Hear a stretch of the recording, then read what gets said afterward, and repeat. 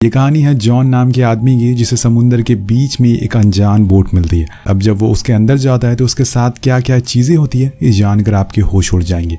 कहानी शुरू होती है हमारे हीरो जॉन से, जो अपनी छोटी सी बोट लेकर निकल चुका है फिशिंग करने के लिए। लेकिन थोड़ी दूर चलने पर उसे अपनी तरफ फॉग आते हुए दिखता है और सामने से बिल्कुल अंधेरा हो चुका था। वो उसी अंधेरे में थोड़ी दूर आगे बढ़ता है और तब उसे एक बड़ी सी बोट दिखाई देती है। वो उसके पास जाता है और उसके मालिक को बुलाने की कोशिश करता है, शायद कोई यहाँ फंस गया हो। उसे कोई आवाज़ नहीं आती, मतलब ये बोट लावारिस है। वो पहले तो अपनी छोटी सी बोट को बांधता है और उसके ऊपर चढ़ जाता है और फिर बड़ी वाली बोट पर चढ़ जाता है। अंदर जाने पर बोट बिल्कुल नॉर्मल लग रही थी। वहाँ जो खाना रखा हुआ था वो भी फ्रेश था, मतलब कि इसे ज़्यादा टाइम नहीं हुआ है यहाँ पर खड़े हुए। जॉन बोट स्टार्ट करने की कोशिश करता है लेकिन वो नहीं होती, जिसके बाद वो दूरबीन से आसपास देखता है कि शायद इसका मालिक कहीं आसपास हो और उसे दिख जाए, पर दूर दूर तक कोई भी नहीं था। वो रेडियो पर भी मैसेज कंट्रोल रूम में भेजता है, एक अबैंडन बोट यहाँ फंसी हुई है, अगर कोई मुझे सुन रहा है तो प्लीज जवाब दे। लेकिन कोई जवाब नहीं आता। ये सारी चीजें करने के बाद वो दोबारा डेक पर जाता है। अब वहां पहुंचकर उसके होश उड़ जाते हैं क्योंकि उसकी छोटी बोट वहां से गायब थी। लेकिन उसने तो अपनी बोट बांध रखी थी, तो वो कैसे गायब हो गई, यही सोचकर उसके दिमाग फटने लगता है। और एक तो ये बोट बंद है और ऊपर से उसकी बोट गायब है। अब वो मैप में देखने की कोशिश करता है कि आखिर वो किस जगह पर फंसा हुआ है, पर उसे कुछ भी पता नहीं चलता क्योंकि आसपास सिर्फ पानी ही पानी है।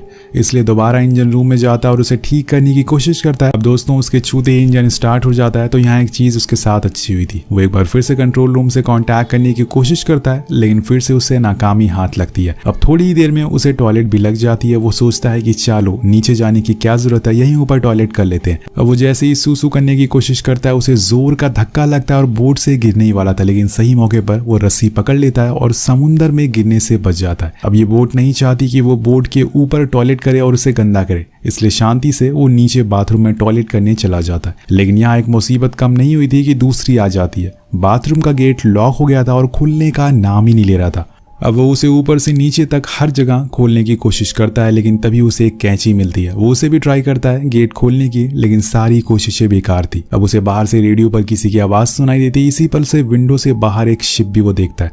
अगर वो बाहर नहीं गया तो शिप यहाँ से चला जाएगा और वो फिर से अकेला रह जाएगा। इसलिए वो अपनी पूरी ताकत लगा देता है उसे खोलने के लिए उस डोर को, लेकिन फिर भी कुछ नहीं होता। अब वो विंडो से बाहर शिप को एक कपड़ा दिखाता है कि शायद वो उसे देखकर रुक जाए, लेकिन वो छोटा सा कपड़ा कैप्टन देख नहीं पाते और शिप जाने लगता है। जॉन को एक दूसरा आइडिया आता है। वो एक रस्सी से अपनी बोट को रोकने की कोशिश करता है। उसकी ये कोशिश काफी अच्छी थी, लेकिन तभी वो रस्सी जाकर इंजन के फैन में फंस जाती है और दूसरी तरफ की रस्सी जॉन के गले में। वो रस्सी खिंचती जा रही थी और जॉन का गला दबता जा रहा था। एक समय ऐसा आता है जब जॉन मरने ही वाला था, लेकिन वो जैसे भी करके उस रस्सी को अपने गले से निकाल लेता है और मरते मरते बचता है। और तभी वो शिप उसकी छोटी सी बोट से टकराती है और उसे काफी चोटें भी आती है। जब वो शीशे में खुद को देखता है तो उसकी हालत बहुत खराब हो चुकी थी। ऐसा लग रहा था कि उसने गलती कर दी इस बोट पर आकर। अब वो और ताकत लगाता है उस गेट को खोलने की, लेकिन ऐसा लग रहा था कि किसी ने उसे पकड़ रखा है उस डोर को और वो खुलने का नाम नहीं ले रहा था। अब जॉन को अब भूख और प्यास भी लगने लगी थी। वो शार से पानी पीने की कोशिश करता है, लेकिन उसमें भी पानी खत्म हो चुका था और तभी उसकी नजर फर्श पर पड़ती है। अब बोट में टक्कर की वजह से छेद हो गया था और पानी भरने लग गया था। वो उसी पानी को पीने लगता है, लेकिन अब वो इन सब चीजों से परेशान हो चुका है और उसे अभी भी लग रहा था कि बोट में कोई इंसान मौजूद है। जॉन रोते हुए उस इंसान से रिक्वेस्ट करता है कि प्लीज मुझे जाने दो, मुझे कुछ भी नहीं चाहिए, लेकिन फिर भी डोर नहीं खुलता। और वहीं ऊपर हम देखते हैं कि बोट अपने आप चल रही है। धीरे धीरे अब रात हो गई है, लेकिन जॉन अभी भी वहीं फंसा हुआ है।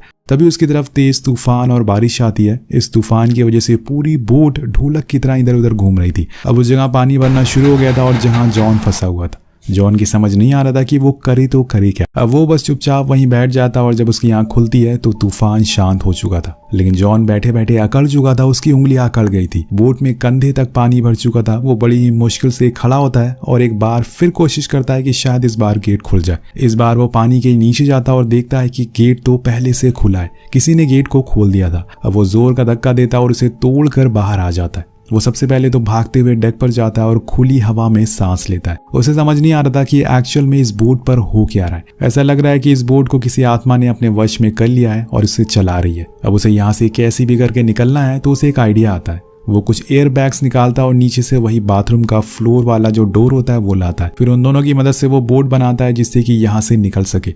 अब बोट तो बन गई थी लेकिन रास्ते के लिए कुछ खाना भी चाहिए था, तो बोट से कुछ खाने का सामान लेता है और वो अपनी छोटी सी बोट बड़ी वाली बोट से बांध देता है ताकि उसके साथ साथ वो यहाँ से निकल सके। लेकिन जैसे ही वो उस राफ्ट पर बैठता है वो बोट वहीं खड़ी हो जाती है बड़ी वाली। बोट हिलने का नाम ही नहीं ले रही थी। ऐसा लग रहा था कि बोट नहीं चाहती कि जॉन यहाँ से जाए।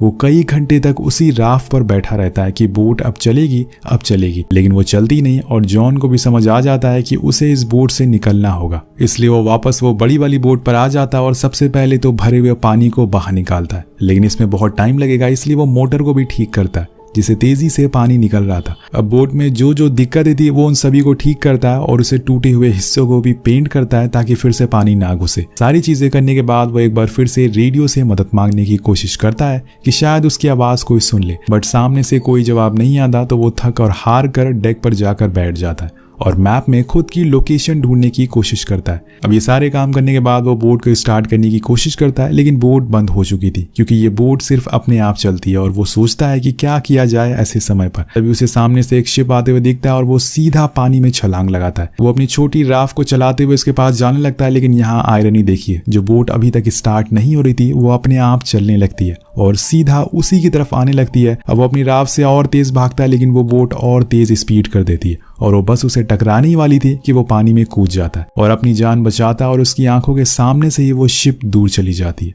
अब ये सीन देखकर जॉन और हम दोनों समझ जाते हैं कि ये बोट नहीं चाहती कि वो उससे दूर जाए और यही सोचकर जॉन पूरे समय पानी में ही गुजार देता है। लेकिन इस पानी में शार्क भी मौजूद है और सबसे बड़ी मुसीबत है ठंडा पानी, और उसे ना चाहते हुए भी वापस शिप पर आना पड़ता है। अब वो ठंड की वजह से कांप रहा था इसलिए सीधा नीचे जाकर ब्लैंकेट ओढ़ कर सो जाता है। जब उसकी आंख खुलती है तो बोट बस चले जा रही थी और उसे पता नहीं था कि वो कहाँ जा रहा है। वो ऊपर डेक पर जाने की कोशिश करता है, लेकिन फिर से वहां का मेन गेट लॉक हो गया था। वो पूरी तरह से फ्रस्ट्रेट हो चुका था क्योंकि जब से वो इस बोट पर आया उसके साथ कुछ न कुछ हुए जा रहा है। तभी उसकी नजर बाथरूम पर पड़ती है जहां से एक रास्ता था ऊपर जाने का। वो वहां से बाहर निकलने की कोशिश करता है, लेकिन तभी वहां से एंट्री का रास्ता बंद हो जाता है। मतलब जॉन अब पूरी तरीके से इस छोटी सी जगह पर फंस चुका है और तभी वो बोट पूरी रफ्तार से भागना शुरू कर देती है। जॉन इधर से उधर गिरने लगता है और उसके सर में, हाथ में, हर जगह चोटें लगना शुरू हो जाती है। लेकिन तभी बोट की स्पीड स्लो होती है और अब गेट भी खुल जाता है। जब वो बाहर निकलता है तो बोट एक शहर के पास आकर रुकी थी।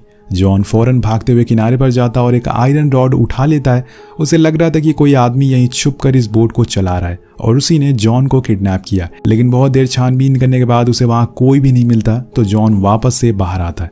लेकिन अब जो मंजर वो देखता है उसके होश उड़ जाते हैं क्योंकि बोट अपने आप चल रही थी और वो जॉन को किनारे पर छोड़कर जा रही थी। उसे समझ आ जाता है कि जरूर कोई शक्ति इस बोट को चला रही है और वो बोट फिर से अपने नए शिकार पर निकल चुकी थी। जॉन उस जगह की सबसे ऊपर वाली चोटी पर जाता है और समुद्र को देखता है और फिर से यहाँ से बाहर निकलने की कोशिश करता है, लेकिन घूम फिर कर फिर से वहीं आ जाता है। तभी उसे वहां अपनी बोट मिलती है जिससे वो समुद्र में गया था मूवी की शुरुआत में, लेकिन अब वो फिर से वापस किनारे पर आ गई है। अब वो बोट किनारे तक कैसे आई या फिर इस बोट में क्या था, इसी सस्पेंस के साथ ये कहानी यही खत्म हो जाती है। आपको क्या लगता है नीचे कमेंट करके जरूर बताएगा। मिलते हैं आपसे अगली वीडियो में। Thank you so much watching. Peace out.